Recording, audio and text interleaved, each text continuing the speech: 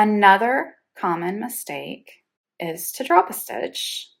And if you drop a stitch while you're knitting, you may see it undo itself. And if you notice that you've done that, you want to pick that stitch back up, put it on the needle so the right hand of that stitch is facing you.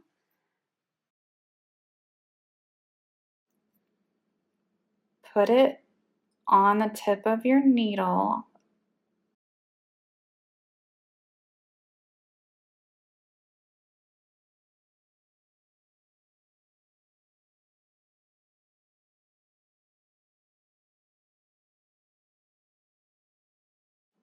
And take your right needle and take the stitch that's from the row below and pull it over.